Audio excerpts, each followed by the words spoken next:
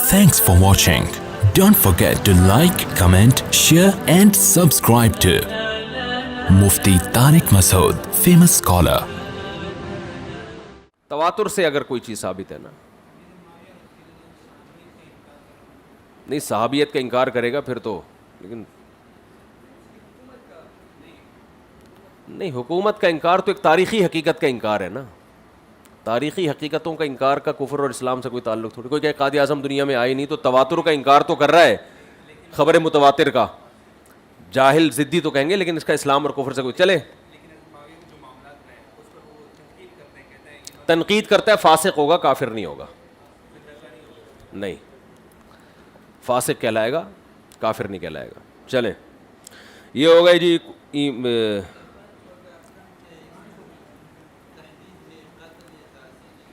क्या बोल रहा है?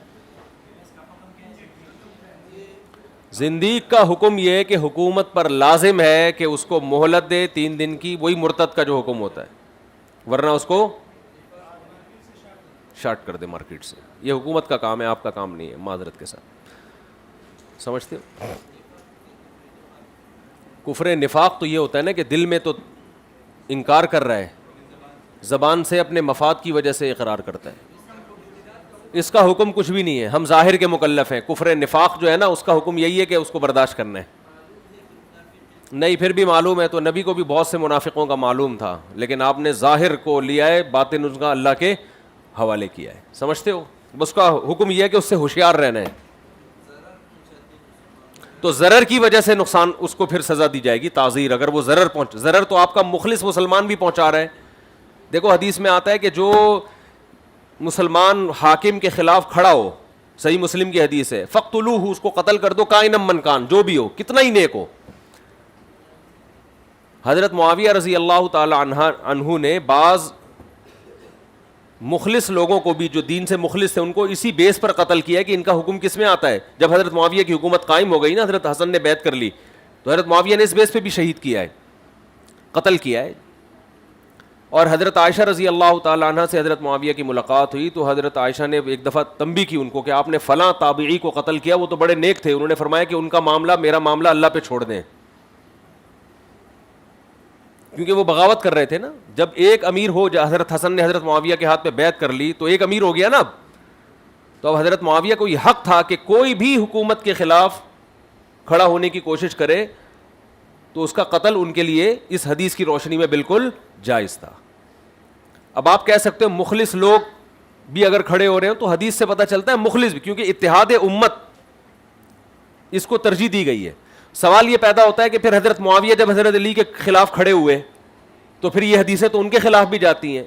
ये उनके खिलाफ इसलिए नहीं जाती कि हज़रत मुआविया का मौक़िफ़ ये था कि अभी तक हज़रत अली पर लोग जमा हुए नहीं हैं, तो मुसलमानों के शरी खलीफा वो बने नहीं हैं। ये उनका मौक़िफ़ था, जिसमें हम उनको इज्तिहादी गलती पर समझते हैं, क्योंकि और अमलन भी ऐसा ही था कि यानी सारे मुसलमान उन पर उस वक्त तक जमा नहीं हुए थे। और हज़रत मुआविया की एक बहुत बड़ी हैसियत थी, बस इज्तिहादी गलती इस हवाले से हम कहते हैं कि वो इख्तलाफ को ख़त्म करने के लिए उनको जमा होना लाजिम था उनके ऊपर। समझते हो? जी,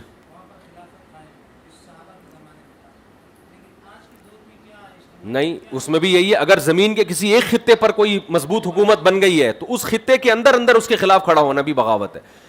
ये जब हमने तहकीकात की ना, किताबें पढ़ी हैं, तो उलमा ने लिखा है कि पूरी ये जो खिलाफत की आजकल बहस लगती है, आप अगर किताबों में जाओ तो आपको पता चलेगा कि जब 2 खिलाफतों में इस्लामी खिलाफत डिवाइड हुई है, एक उंदलुस की और एक बगदाद की, तो उलमा का उस वक्त फतवा ये था कि इतना इलाका फतह हो चुका है कि अगर एक इलाके में एक खलीफा और दूसरे में दूसरे खलीफा हो तो इससे कोई इसमें शरई कबाहत नहीं है, क्योंकि एक खलीफा के लिए पूरे रूए ज़मीन को कंट्रोल करना मुश्किल हो गया था। तो फिर उस खलीफा के हकाम उसकी जहां तक खिलाफत की हुदूद है वहां जारी होंगे, इस खलीफा के हकाम यहां तक। तो ये जो कहते हैं ना कि इन दोनों को ख़त्म करके एक खलीफा बनाना वाजिब है, ये खुद गलत है। असल तो यही है कि एक हो, नहीं है तो वो भी ठीक है।